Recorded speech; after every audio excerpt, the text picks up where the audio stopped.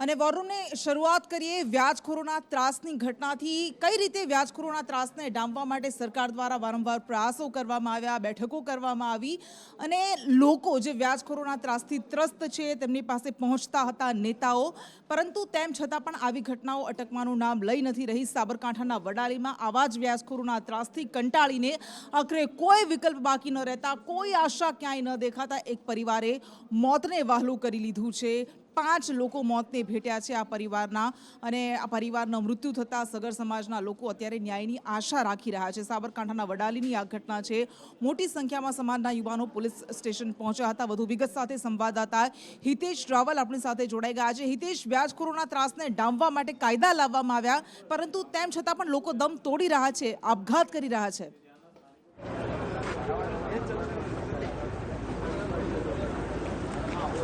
જી કૃષ્ણા, જે સાબરકાંઠાની વાત કરીએ તો ગત રોજ જે વડાલી ખાતે જે સામૂહિક આત્મહત્યાનો બનાવ બન્યો હતો, જે સામૂહિક આત્મહત્યામાં પતિ પત્નીનું મોત થયું હતું અને 3 બાળકો જીવન મરણ વચ્ચે ઝોલા ખાઈ રહ્યા છે। તેમાં સગર સમાજના લોકો વોરે આવ્યા હતા, તેમને અમદાવાદ ખાતે લઈ જવામાં આવે છે અને તે બાબતમાં લઈને ક્યાંક ને ક્યાંક જે વડાલી જે આ ઘટના બન્યું છે, તે ઘટનામાં ન્યાય આપવા સગર સમાજ મેદાને આવ્યું છે। જે પોલીસ સ્ટેશને ઘેરાવો કર્યો છે, સમાજના મોટી સંખ્યામાં પોલીસ મથકે પહોંચ્યા છે। જે જવાબદાર વ્યાજખોરો સામે કાર્યવાહી કરવાની માગણી ઉઠી છે અને 5 સભ્યોના જે પરિવાર હતો એ આપઘાત પ્રયાસના મામલે હાલમાં જે સમગ્ર તમે જોઈ શકો છો કે આ એક્સક્લુઝિવ દ્રશ્યો છે કે જે આખા હાઈવે ઉપર જે વડાલી ઈડરનો જે હાઈવે છે તેના ઉપર સમગ્ર સગર સમાજના યુવાનો, વડીલો, આગેવાનો પહોંચી ચૂક્યા છે અને પોતાની માગણી રજૂઆત કરી છે કે આરોપીઓને તાત્કાલિક ઝડપવામાં આવે અને આ જે વ્યાજખોરો સાથે જે છે તે બાબતમાં લઈને તપાસ કરવામાં આવે। હાલમાં પોલીસ સમગ્ર બાબતમાં ચોખવટ ભરી અને તટસ્થ રીતે તપાસ કરી રહી છે, પણ ક્યાંક ને ક્યાંક હાલમાં જે રસ્તા ઉપર સગર સમાજના વડીલો, યુવાનો તેમજ પોલીસ સ્ટેશને પહોંચ્યા છે અને પોતાની માંગ સાથે રજૂઆત કરી રહ્યા છે। તમે જોઈ શકો છો કે જે આ સમગ્ર હાઈવે સુધીમાં લોકો સગર સમાજના યુવાનોથી માંડીને બધા અને થોડી વારમાં જે હિંમતનગરમાં જે પતિ પત્નીના મોત થયા હતા તેને પણ ડેડ બોડી વડાલી ખાતે આવવાની છે। હાલમાં એમ્બ્યુલન્સમાં તમે જોઈ શકો છો કે તે લાશ લાવી છે અને લાશ અત્યારે પોલીસ સ્ટેશને એમ્બ્યુલન્સ અત્યારે અંદર ધકેલી દેવામાં આવી છે અને ક્યાંક લાશ મૂકવાનો હોય તેવો પણ કિસ્સો સામે આવતો હોય છે। હાલમાં તટસ્થ જે સગર સમાજ હાલમાં પોલીસ સ્ટેશનનો ઘેરાવો કર્યો છે। સમગ્ર એક્સક્લુઝિવ દ્રશ્યો જોઈ રહ્યા છે કે જે પતિ પત્નીના જે ડેડ બોડી લઈને અત્યારે એમ્બ્યુલન્સ પહોંચી છે। સગર સમાજ ભારે રોષમાં છે અને પોતાની માગણી કરી રહી છે કે હાલમાં ન્યાયિક તપાસ થાય અને પોતાની માગણી રજૂઆત કરે। હાલમાં સગર સમાજના યુવાનો હોય કે વડીલો હોય પોલીસ સ્ટેશનનો ઘેરાવો કર્યો છે। પોલીસ સ્ટેશનમાં હજારોની સંખ્યામાં યુવાનો પોતાની માગણી કરીને ઉભા રહ્યા છે। હાલમાં ક્યાંક ને ક્યાંક સાબરકાંઠાના જે તમે જોઈ શકો છો હાઈવે ઉપર કેટલાય જનમન સાથે અત્યારે હાલમાં લોકો ઉમટી પડ્યા છે। ક્યાંક હાઈવે રોકવાની તજવીજ હાથ ધરે, ક્યાંક હાઈવે ઉપર ચક્કાજામ કરે તેવી સ્થિતિ પેદા થઈ છે। તમે જોઈ શકો છો હાલમાં જોઈ શકો છો કે આ એક્સક્લુઝિવ દ્રશ્યો છે વડાલીના સ્થાનિક સગર સમાજના યુવાનો પોતે ક્યાંક જે વાહનો અટકાવવાની કોશિશ કરી રહ્યા છે। એક તરફ પોલીસ રસ્તો બ્લોક ન કરે તે માટે તજવીજ હાથ ધરાઈ છે, પણ હાલમાં જે સગર સમાજના જેટલા પણ યુવાનો છે કે જે છે તે તાત્કાલિક રોડ ઉપર આવી ગયા છે અને પોતાની માંગ સાથે અવારનવાર જે પહેલાં પણ આવો કિસ્સો બન્યો હતો કે જે જ્યારે આવી જ એક યુવાને આત્મહત્યા કરી હતી અને ફરીથી આ બનાવ બન્યો છે જેમાં પતિ પત્નીના મોત થયા છે અને 3 બાળકો અત્યારે અમદાવાદ ખાતે રિફર કર્યા છે અને તેમની સારવાર ચાલી રહી છે। તેમની તબિયત પણ હજી નાજુક છે। તેમાં એક છોકરો છે પણ તેની બી જે નાનું બાળક છે તેની બી તબિયત નાજુક જણાઈ રહ્યું છે। હાલમાં સગર સમાજ દ્વારા પોતાના માંગ કરી રહ્યા છે કે આ બાળકોનું શું ભવિષ્ય તેને લઈને માંગ ઉઠી સ્થિતિ છે હાલમાં અત્યારે તમામ લોકો અહીં રોડ ઉપર આવી ગયા છે? જી કૃષ્ણા. જી બિલકુલ હિતેશ, આભાર આપનો તમામ વિગત માટે. તો 2 બાળકો અત્યારે 3 બાળકો જીવન મરણ વચ્ચે ઝોલા ખાઈ રહ્યા છે. માતા પિતાનું મૃત્યુ થયું છે, બાળકો નોંધારા બની ગયા છે. અને હવે વાત કરવી છે એ મુદ્દાની જે આખા ગુજરાતમાં ખનન માફિયાઓ કેવી રીતે બેફામ બન્યા છે. જાણે કે આ ખનન માફિયાઓ જ પોતે માલિકો બની ગયા છે. મન ફાવે ત્યાં બ્રિજ બનાવી દે છે. આ દ્રશ્યો અમે આપને બતાવી રહ્યા છે, ખેડા જિલ્લાના દ્રશ્યો છે કે જ્યાં વાત્રક નદીમાં પટમાં તેમણે આવી રીતે બ્રિજ બનાવી દીધો હતો પરિવહન કરવા માટે. અને ચોંકાવનારી વાત તો એ છે કે આનાથી માત્ર 500 મીટરના અંતરે જ મામલતદારની કચેરી છે. પરંતુ એવું કઈ રીતે શક્ય બને કે મામલતદારને ખબર જ ન પડે, તંત્રને જ ખબર ન પડે? અને એટલા માટે જ દર વખતે સવાલ ઉઠે કે ખરેખર એમની ઉદાસીનતા છે તંત્રની, તંત્રને ખ્યાલ નથી કે પછી તંત્રની રહેમ નજર હેઠળ જ આ બધું થઈ રહ્યું છે. ખેડા જિલ્લાના આ દ્રશ્યો, આ પહેલા એક બ્રિજ તોડી પાડવામાં આવ્યો હતો અને આ બીજો બ્રિજ બનાવી દેવામાં આવ્યો છે. કરુણેશ આપણી સાથે જોડાઈ ગયા છે. કરુણેશ, અહીંયા તો તંત્રના ઈરાદા સામે, તંત્રની દાનત સામે પણ સવાલ ઉઠે ને?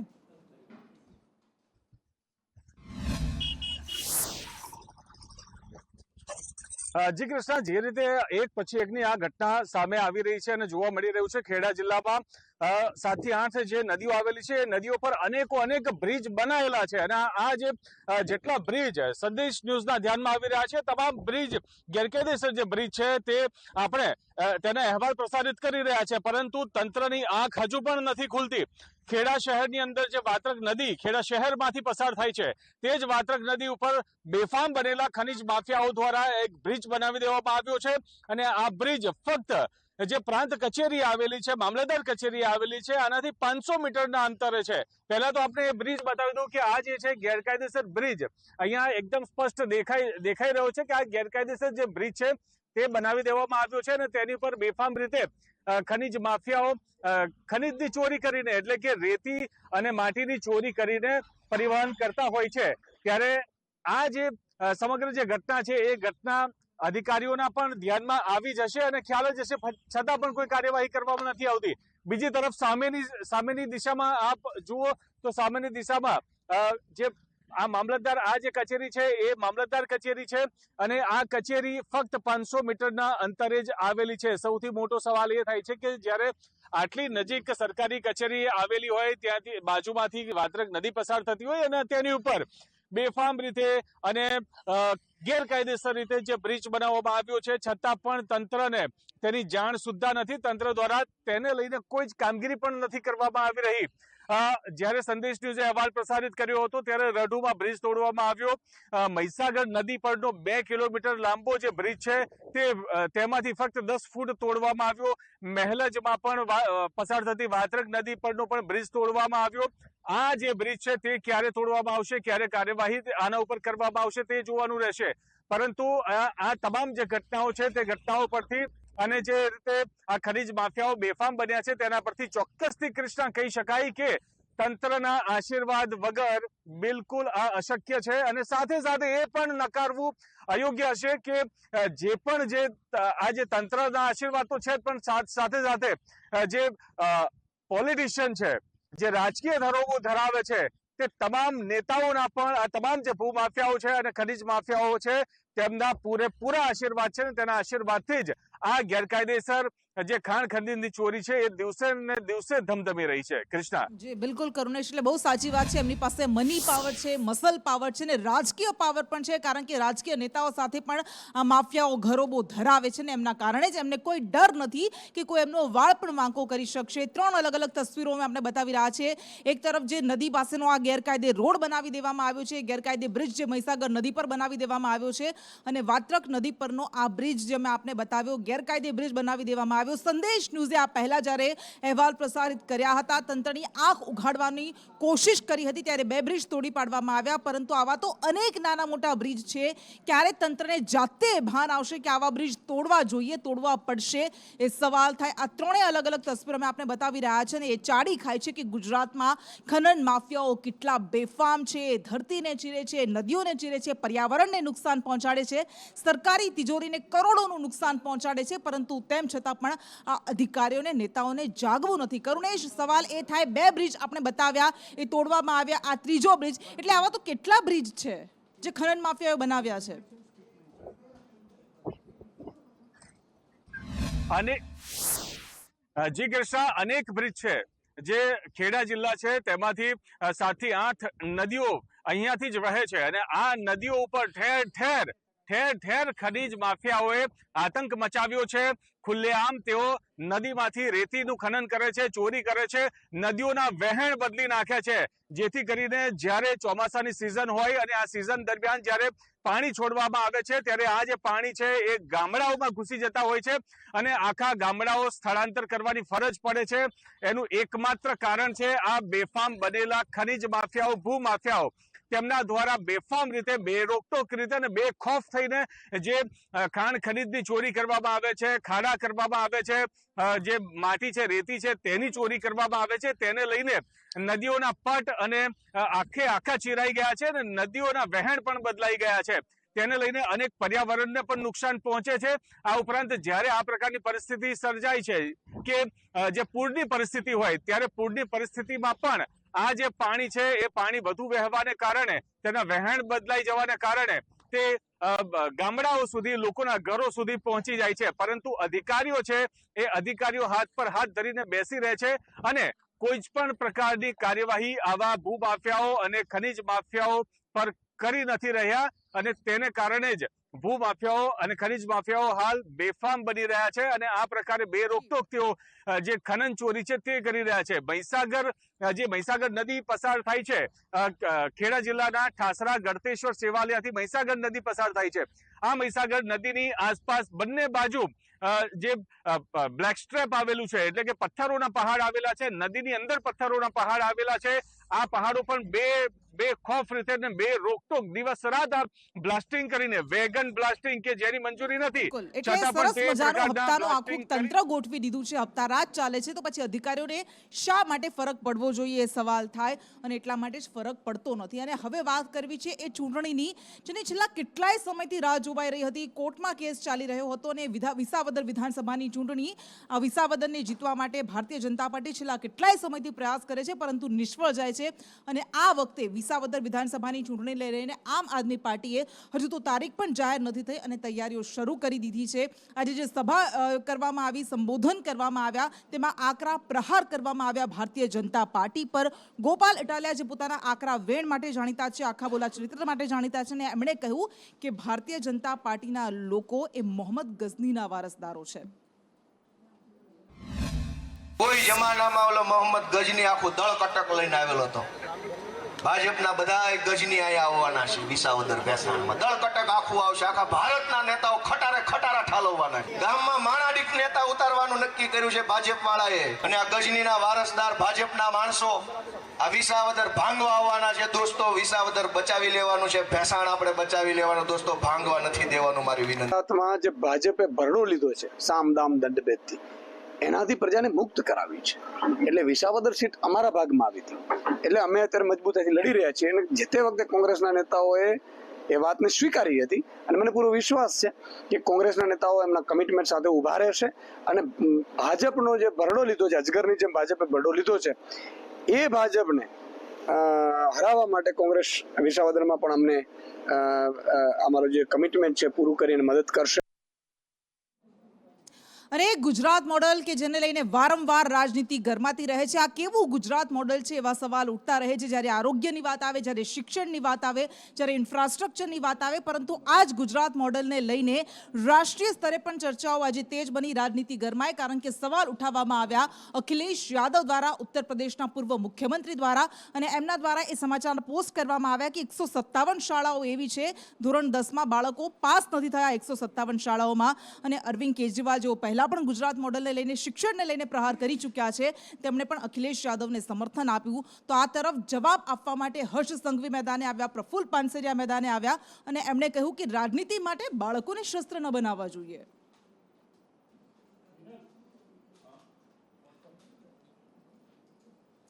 અને મનીષ પુરોહિત મારી સાથે જોડાયેલા છે. મનીષ, સવાલ કરવામાં આવ્યા, જો કે ડ્રોપ આઉટ રેશિયોને લઈને શાળાઓમાં શું સ્થિતિ છે, શાળાઓનું ઇન્ફ્રાસ્ટ્રક્ચર કેવું છે, ઓરડા વગરના છે, શિક્ષકો વગરના છે, વારંવાર સવાલ ઉઠાવીએ. પણ અખિલેશ યાદવે 2 વર્ષ પહેલાની આ પોસ્ટ મૂકી, જવાબ એવો આવ્યો કે આ તો 2 વર્ષ પહેલાનું છે. પણ 2 વર્ષ પહેલાનું છે તો ગુજરાતનું જ ને.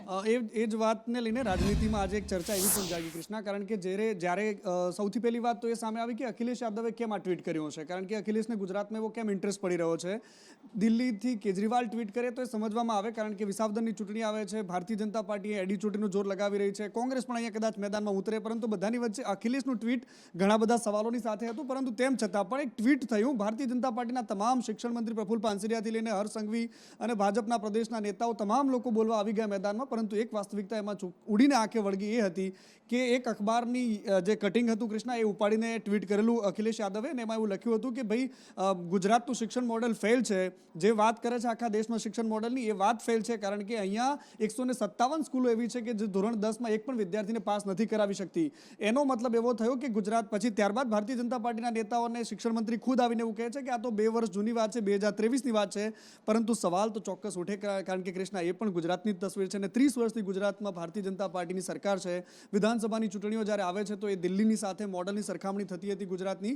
આમ છતાં પણ જ્યારે જનતાનો મત લેવાય છે, પ્રજાનો મત આવે છે, પરિણામો આવે છે, ત્યારે આ બધી જ વાતો ઢંકાઈ જાય છે. પરંતુ એક વાસ્તવિકતા છે કે ગુજરાતમાં આજે પણ વર્તમાન સ્થિતિમાં પણ ગુજરાતમાં ડ્રોપઆઉટ રેશિયો એ પ્રકારે ભયંકર છે. ગુજરાતમાં સ્કૂલ માથે જે જર્જરિત પોપડાઓ છે બાળકોના માથે પડે છે, અને ગુજરાતી ભાષામાં પણ નપાસ થનારા વિદ્યાર્થીઓની સંખ્યા ચોંકાવનારી છે. આ બધી જ વાસ્તવિકતા છે જેને સમજીને ચાલવી પડશે. રાજનીતિ અલગ દ્રષ્ટિએ છે, પરંતુ વાસ્તવિકતા એક અલગ વિષય છે. કૃષ્ણા,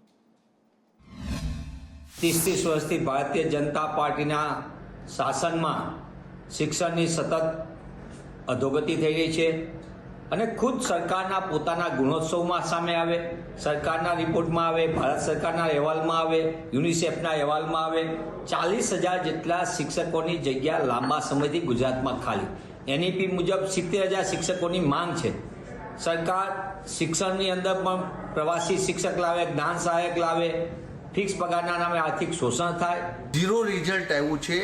આવી બોગસ અને વાહિયાત જૂઠાણા ફેલાવનારા આવા લોકો દેશની સુરક્ષા માટે ખતરારૂપ છે, દેશ માટે હાનિકારક છે. આ બંને નેતા અને કોંગ્રેસ ત્રણેય રાજકીય અસંસ્કારિતા એનામાં પડેલી છે. એમને દેશની સુરક્ષા, દેશની સંસ્કારિતા કોઈ ક્ષેત્ર પર સારું વિચાર્યું નથી. ત્યારે ગુજરાતનું શ્રેષ્ઠ શિક્ષણ છે. અને હવે વાત દેવભૂમિ દ્વારકાની. છેલ્લા કેટલાય સમયથી, કેટલા મહિનાઓથી દેવભૂમિ દ્વારકામાં, બેટ દ્વારકામાં જે પણ ગેરકાયદેસર બાંધકામ કરાયા હતા તે દૂર કરવામાં આવી રહ્યા છે, ડિમોલિશન કરવામાં આવી રહ્યું છે. પરંતુ આ ડિમોલિશન વખતે ઘાસમાંથી હનુમાન દાદાનું 1 સદી જૂનું મંદિર મળી આવ્યું છે. ઘાસના મેદાનોમાં છુપાયેલું મળ્યું હનુમાન મંદિર, અને આ મંદિર 1 સદી કરતાં પણ જૂનું હોવાનો દાવો કરવામાં આવી રહ્યો છે. ગૃહ રાજ્યમંત્રી હર્ષ સંઘવીએ પોલીસની કામગીરીની પ્રશંસા કરી, કારણ કે આ મંદિરનો જીર્ણોદ્ધાર કરીને પુનઃ સ્થાપિત કરવામાં આવ્યું છે, પુનઃ પ્રતિષ્ઠા કરાઈ છે. જાણકારી પ્રાપ્ત થઈ કે 150 થી 150 વર્ષ જૂનું આ મંદિર એ અતિ પ્રાચીન હનુમાનજીનું મંદિર, નેપાળી હનુમાનજીના મંદિર તરીકે ઓળખાય છે. પોલીસે વધુ જાણકારી પ્રાપ્ત કરી તો ધ્યાનમાં આવ્યું કે વર્ષો પહેલા ત્યાં જે પ્રકારે નાના મોટા અતિક્રમણ થયા તો મંદિરે અવર જવર માટેનું જે કંઈ રસ્તાઓ હતા તેને બી ક્યાંક ને ક્યાંક મંદિરે આવવું જવા માટે અગવડતા પડવા માંડી હતી. અને એના કારણથી છેલ્લા 50 વર્ષથી આ મંદિરમાં અવર જવર ઘટતા મંદિર બંધ હાલતમાં હતું. દેવભૂમિ દ્વારકા પોલીસે, ગુજરાત પોલીસે આ મંદિરને રિસ્ટોર કરવાની જવાબદારી લીધી હતી, અને આ મંદિર અતિ પ્રાચીન મંદિરને ફરી હનુમાન જયંતિના દિવસે એટલે કે ગઈકાલે દેવભૂમિ દ્વારકા પોલીસે આ મંદિરમાં પૂજા અર્ચના ફરી ચાલુ કરાવી છે. અને આપણા દેશમાં સમાજ અને રાજનીતિ આ એકબીજાનું અભિન્ન અંગ બની ગયા છે, એક જ સિક્કાની બે બાજુ બની ગયા છે.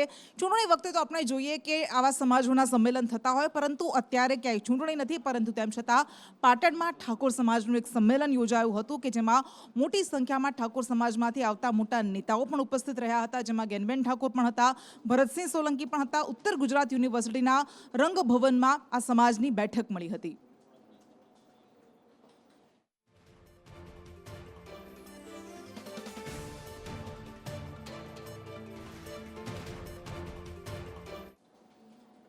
અને બિહાર વિધાનસભાની ચૂંટણી નજીક આવી રહી છે. રાષ્ટ્રીય સ્તરે તો આપણે જોઈએ છીએ કે એને લઈને એકબીજા પર વાર પલટવાર થતા રહે છે, પરંતુ CR પાટીલે, કેન્દ્રીય મંત્રીએ, ભારતીય જનતા પાર્ટીના પ્રદેશ અધ્યક્ષે આ વખતે હુંકાર કર્યો છે કે બિહારમાં 200 કરતાં વધારે સીટ લાવવાની છે. જેવી રીતે ગુજરાતમાં 156 સીટ લાવ્યા, એવી રીતે બિહારમાં ડબલ સેન્ચુરી મારવાની છે.